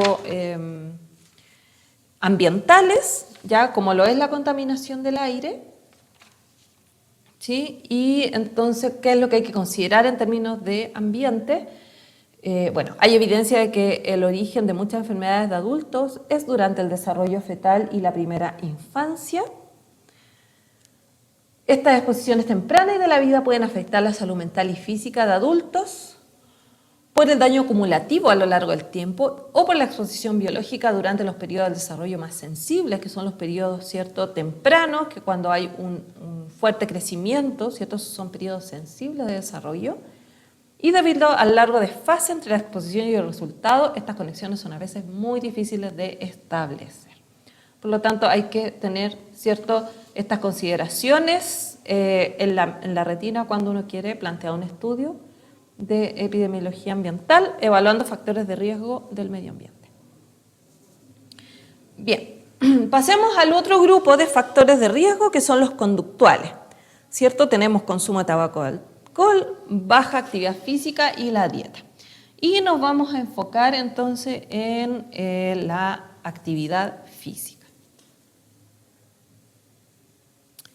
Bueno, entonces podemos plantearnos algunas preguntas. ¿Podría afectar en el comportamiento? Los cambios de entorno, ¿podrían afectar en el comportamiento o los estilos de vida de las personas? Como por ejemplo conducir más, caminar o pedalear más, comer sano, hacer actividad física. Y estos cambios que el entorno podría producir en el comportamiento, ¿podrían tener consecuencias en la salud de las personas? Bueno, y finalmente, ¿qué papel tiene la epidemiología en la evaluación de estos cambios? Bien, los factores de riesgo han sido tradicionalmente excluidos al determinar las contribuciones ambientales a las enfermedades no transmisibles, dado que se considera que implican un elemento de elección y responsabilidad individual. No obstante, los hábitos no son solo una función del comportamiento individual, sino que están en función del entorno social, económico y político de un lugar, ¿no? O de un país, ¿cierto? Por ejemplo, cierta política de transporte activo podría, ¿cierto?, motivar una mayor actividad física por parte de las personas que requieren transportarse.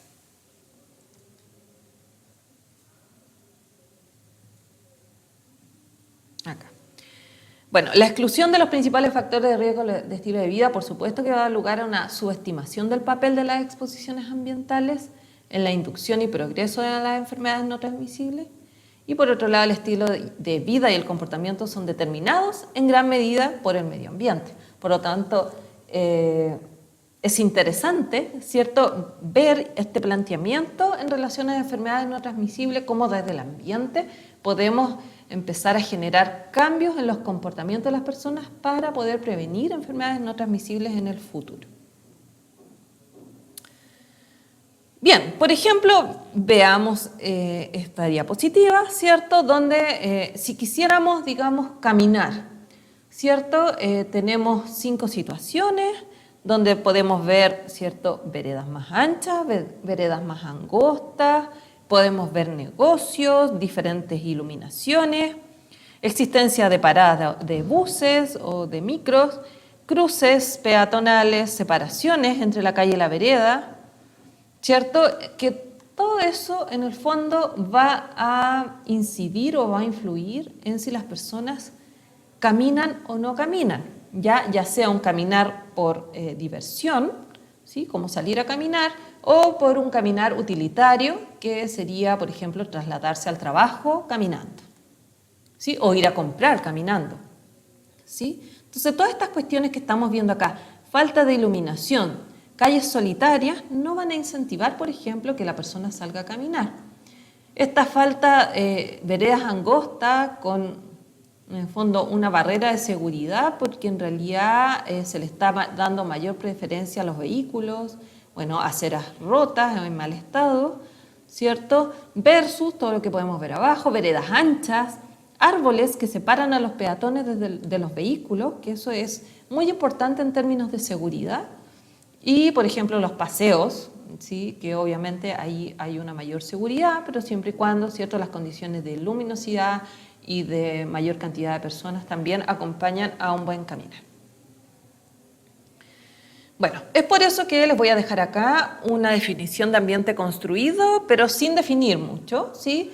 Consiste en vecindarios, carreteras, edificios, fuentes de comida e instalaciones recreativas en las que las personas viven, trabajan, se educan, comen y juegan. Por lo tanto, ya el medio ambiente no sigue siendo considerado como estas 3 componentes, suelo, agua y aire, sino que se abre a un mundo de otras cosas, ¿cierto?, como lo es el ambiente construido. ¿Por qué es importante, sí?, como en nuestro entorno, ¿cierto?, el ambiente construido se hace importante porque nuestro entorno ha ido cambiando.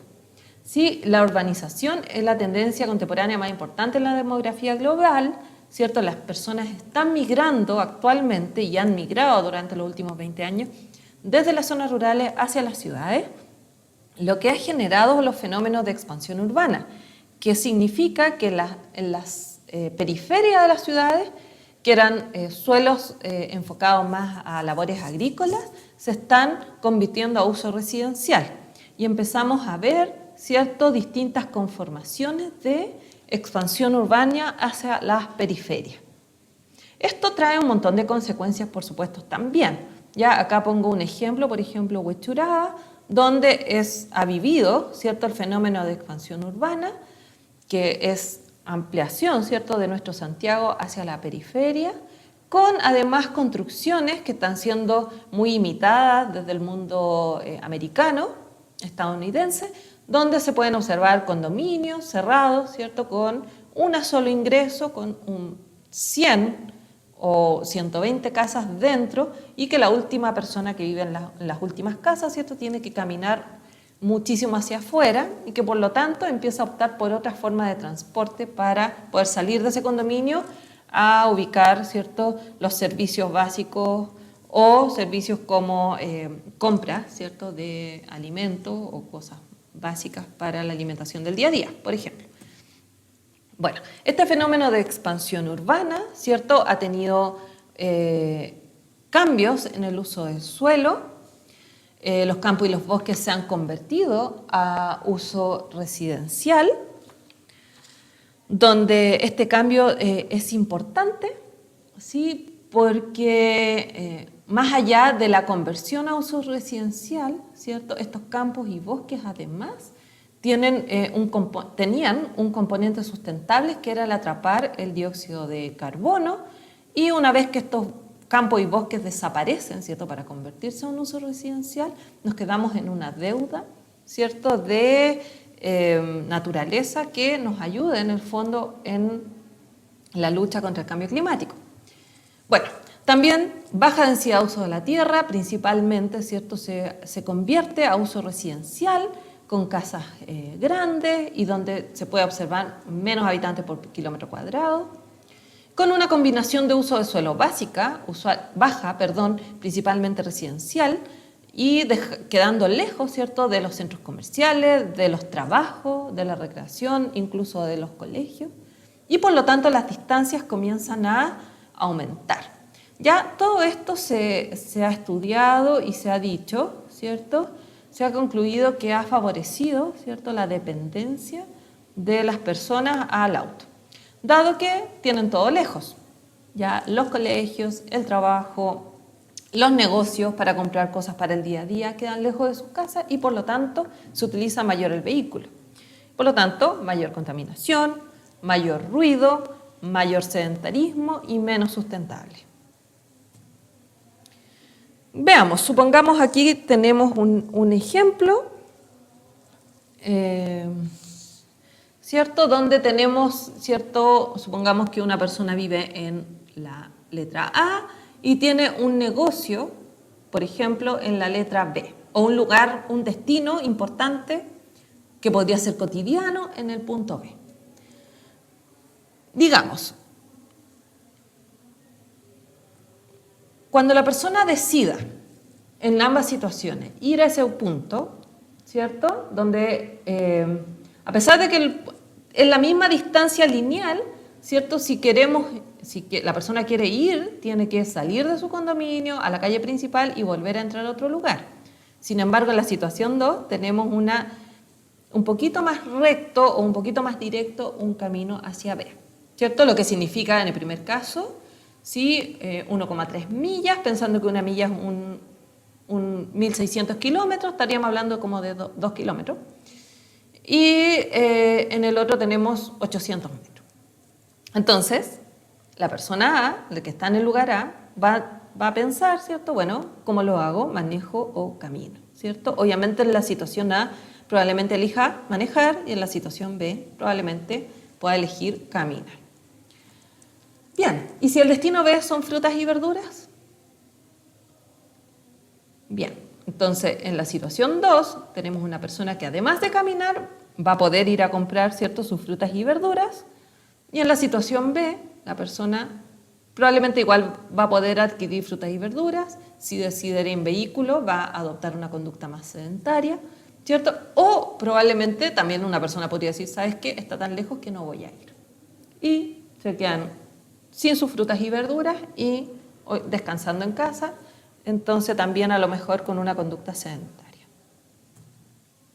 Bien, ¿cómo se ha definido que algo es caminable? ¿Sí? Se ha definido, ¿sí? Como 800 metros, hasta 800 metros es una distancia caminable o 20 minutos a pie.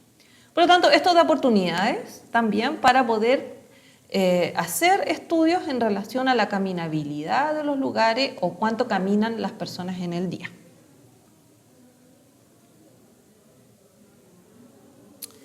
Bien, tenemos aquí un estudio que evaluó, ¿cierto?, las formas de viaje al trabajo, ¿sí?, en diferentes estados en Estados Unidos. Y obviamente la mayor cantidad de personas va en auto a sus trabajos, otro poco de personas comparte el auto, otros trabajan en casa, otros utilizan el transporte público y otros, ¿cierto?, van en bicicleta. Y podemos ver diferencia en los diferentes estados, ¿no? Y esto está mediado más allá de una decisión individual de las oportunidades que se puedan tener, ¿sí?, para poder utilizar diferentes medios de transporte. ¿Ya? Baltimore es un estado que promueve, ¿cierto?, tiene una buena organización del transporte público y tiene una buena cantidad de ciclovías. Y obviamente eso se ve reflejado en la cantidad, ¿cierto?, de viajes que se hacen utilizando estos medios de transporte. Versus, ¿cierto?, los otros estados que tal vez, ¿cierto?, tienen una menor, ¿cierto?, red de transporte público y probablemente una infraestructura a caminar menor que desincentiva el caminar. Bien, entonces, digamos, tratando de contestar las primeras preguntas, surgen más preguntas. ¿Este grupo de personas elige este tipo de transporte? Sí, probablemente sí, pero ¿por qué? ¿Será que es un transporte que tiene una buena red, permite conectar, ¿cierto?, los hogares con los trabajos, los hogares con los colegios o con los servicios? Probablemente ese sea el caso. Y pregunta para entonces las personas que están acá, ¿cómo se traslada a su trabajo? Si vive en Huechuraba y trabaja en Providencia, digamos, son dos comunas actuales en Santiago que están muy mal conectadas, o sea, principalmente su conexión es a través de una autopista, Vespucio Norte, y si no es una red, ¿cierto?, de transporte público que es bastante lejana, que hace llegar al centro de la ciudad y luego, ¿cierto?, llegar al destino final. Por lo tanto, cuando las personas están eligiendo ese tipo de modo de transporte, va a tener en cuenta varias cosas. El tiempo, la disponibilidad y, bueno, los recursos también. Bueno, la OMS, ¿cierto?, plantea que uno de los principales factores socioambientales que se asocia con un aumento en las enfermedades no transmisibles es la urbanización, dado que aumentan los factores de riesgo del comportamiento. Ya aumentan las dietas no saludables y la disminución de la actividad física. Principal resultado, sobrepeso y obesidad, que generan, ¿cierto?, otro tipo de enfermedades, ¿cierto?, no transmisibles, como las cardiovasculares, cáncer, respiratorias, etc. ¿Sí? También es importante mencionar que todo lo que tiene que ver con la urbanización ha aumentado, ¿cierto?, el uso de vehículos particulares o la dependencia del vehículo, lo cual también hace que la contaminación en los lugares aumente. Y entonces nos encontramos con una interacción con el primer problema que estábamos viendo, que era el de la contaminación del aire. Bueno, ¿qué hacer? Fíjense que la OMS ha propuesto, ¿cierto?, el proyecto de ciudades saludables que comenzó en Canadá por ahí por el año 1984, donde se han desarrollado, ¿cierto?, dos redes de ciudades sustentables en Ontario y Quebec, de donde además mayormente provienen las investigaciones en temas de caminabilidad. Por otro lado, en Estados Unidos también hay más de 200 ciudades y comunidades saludables declaradas. Y bueno, América Latina y el Caribe ha trabajado principalmente en difundir, ¿sí?, la implementación de esta estrategia de ciudades saludables para construir y fortalecer alianzas intersectoriales, bajo el control de la OPS. Y bueno, al año 2016, 22 países, incluyendo Chile, se unieron a la Red Latinoamericana de Municipios y Comunidades Saludables. Por lo tanto, esto suena como una oportunidad para poder evaluar, ¿cierto?, qué actividades o qué estrategias se están utilizando en el foco de ciudades saludables y poder evaluar si esto tiene efectos en la salud a nivel ya nacional. Bueno, ¿en qué se basa esta propuesta de ciudades saludables? En las 5D, que le llama la OMS, que tiene que ver con la densidad de las ciudades, la diversidad, el diseño de las calles, ¿sí?, los destinos accesibles, y cuando habla de destinos accesibles está hablando de destinos accesibles a pie o a 20 minutos desde las casas de las personas, y esto está muy relacionado con la densidad de los lugares, de las ciudades, y la distancia al transporte público. Todas estas 5D, ¿sí?, están enfocadas en apoyar los beneficios para la salud asociados con poder caminar a muchos destinos. Entonces tenemos aquí, ¿cierto?, un ejemplo en Alemania, ¿sí?, de un contexto donde las calles que antiguamente estaban enfocadas al vehículo se convierten, ¿cierto?, a calles caminables, donde se promueve, ¿cierto?, el caminar como uno de las principales formas de transporte. Bueno, tenemos estudios epidemiológicos. Si miramos esta diapositiva, podemos ver que existen metaanálisis sobre estudios prospectivos, ¿sí?, de cohorte, ¿sí?, sobre caminar y prevención, por ejemplo, primaria, cuyo objetivo, por ejemplo, en este caso, en este metaanálisis era cuantificar la asociación entre caminar y el riesgo de enfermedad cardiovascular y mortalidad por todas las causas. Entonces juntó varios estudios, 18 estudios, que en total juntaron a cerca de 450.000 participantes sin enfermedades cardiovasculares al inicio, y que durante el seguimiento de todas estas cohortes se hicieron 20.000 enfermedades cardiovasculares en el seguimiento. Por lo tanto, dio, ¿cierto?, para tener los grupos que hacen el evento y que no lo hacen finalmente, y ciertos diferentes niveles de forma de caminar, ¿sí?, considerando, ¿cierto?, como grupos de referencia los grupos de personas que caminan poco. Entonces podemos ver en este primer gráfico de resultados que asocian cierto caminar y el riesgo cardiovascular en hombres y mujeres, ¿sí?, como en ambos por separados y luego juntos, como el caminar, ¿cierto?, en todas sus formas, ¿cierto?, es un factor protector para el riesgo cardiovascular, de enfermedad cardiovascular. Así también se pudo encontrar, sí, que el efecto de caminar en todas sus formas era protector, ¿cierto?, tanto para hombres y para mujeres y en su conjunto, para la mortalidad por todas las causas, en hombres y mujeres.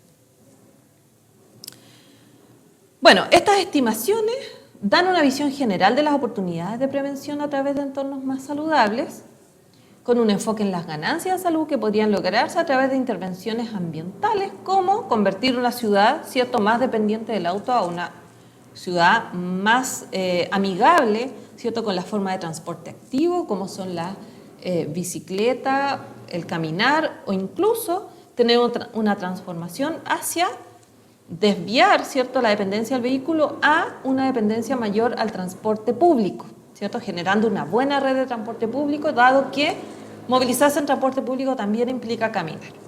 ¿Sí? Bueno, se llama, ¿cierto?, a generar evidencia para los tomadores de decisión. Y bueno, está la pregunta si rediseñar, porque en las ciudades grandes como Santiago ya casi no hay oportunidad de diseñar las ciudades porque ya las ciudades ya están prácticamente construidas, pero rediseñarlas, ¿cierto?, para ofrecer más oportunidades de actividad física y alimentación saludable. ¿Sí? Bueno, les dejo acá este paper que es muy interesante en términos de cómo, ¿cierto?, cambiar o cómo tener un enfoque hacia ciudades más saludables y más sustentables en el futuro.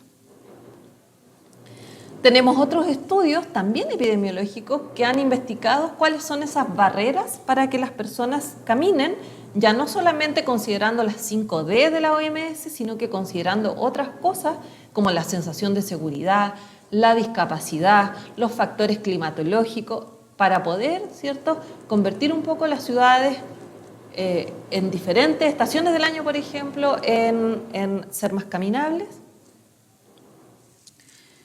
Bueno, también mencionarles un poquito, ¿sí?, que también hay estudios que están investigando sobre el ambiente alimentario y cómo también vuelve a aparecer el diseño urbano, el transporte, ¿sí?, las calzadas, cómo son un contexto físico que es importante en relación al ambiente alimentario.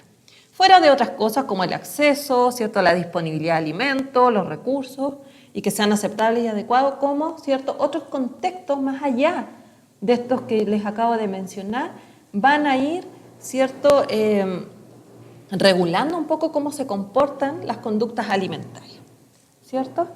Y ojo, aquí la industria alimentaria, obviamente Coca-Cola, Nestlé, por ejemplo, han financiado estudios para demostrar que la actividad física es la gran culpable de la epidemia de la obesidad, por ejemplo. Entonces, hay cosas interesantes, porque es importante también recalcar el rol del ambiente alimentario como un causante importante dentro de la epidemia de la obesidad. Bien, algunas reflexiones ya finales, un poco apuntando a quienes debieran un poco hacerse cargo. A pesar de la adopción de una declaración política sobre la prevención y el control de las enfermedades no transmisibles por la ONU en 2011, las enfermedades no transmisibles han seguido aumentando. Por lo tanto, esto es un llamado hacia las políticas públicas que hagan un cambio, ¿cierto?, desde lo poblacional para poder, en el fondo, manejar, ¿cierto?, esta epidemia de enfermedades no transmisibles. Bueno, una acción eficaz requiere comprensión de la magnitud del problema. Entonces, aquí a lo mejor los generadores de políticas públicas nos están pidiendo, ¿cierto?, oye, necesitamos evidencia de cuánto es el problema, cuál es el espectro completo de las causas y los mecanismos que subyacen, ¿cierto? Y eso es un llamado hacia la epidemiología. ¿Cuál es la contribución de las exposiciones ambientales al desarrollo de las enfermedades no transmisibles? Sigue siendo subestimada, dado que no se han considerado, ¿cierto?, aquellos factores conductuales mediados por el medio ambiente. Y además, aún no se puede apreciar plenamente el impacto total del medio ambiente debido a distintas dificultades, como lo son la cuantificación de los efectos de la exposición temprana en el desarrollo posterior de las enfermedades y las dificultades propias que ya les comenté de la evaluación de la exposición, ¿ya? Y eso también es algo de lo cual se tiene que hacer cargo la epidemiología. Bueno, las reflexiones finales, ya en relación a todo lo que hemos visto, ¿sí? Una premisa básica de la salud pública es que la prevención puede ser un poderoso instrumento para mejorar la salud de la población y minimizar el daño a las personas de la mala salud, que requerimos un cambio de pensamiento enfocándonos en que la prevención de las enfermedades no transmisibles necesita cambiar el enfoque de la responsabilidad individual hacia la responsabilidad social, y cómo una mejor planificación y gestión ambiental podría reducir la exposición a riesgos modificables. En el fondo ya, ¿cierto?, implicando políticas de gobierno o la agenda de gobierno que tome en cuenta todos los costos que podrían implicar las enfermedades crónicas no transmisibles versus hacer modificaciones, ¿cierto?, en el medio ambiente que, ¿cierto?, incluyan los cambios de comportamiento a un nivel más de responsabilidad social. Y bueno, los nuevos desafíos en relación a las enfermedades crónicas no transmisibles están los efectos del cambio climático, ¿cierto?, como lo son la exposición a temperaturas extremas y a desastres naturales. Muy bien, con eso termino. Espero que haya quedado todo claro y los invito a hacer el taller. El taller es bastante sencillo.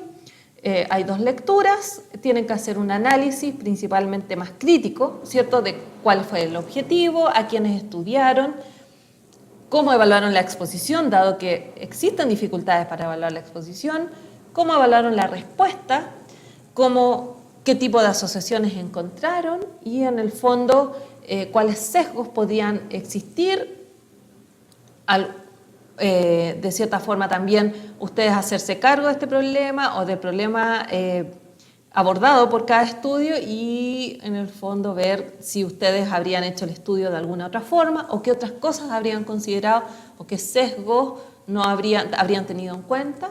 Y finalmente, en relación a las conclusiones de cada artículo, si plantean alguna estrategia de salud pública que tenga relación con un cambio, ¿cierto?, desde la responsabilidad individual a la responsabilidad social. Y eso es todo.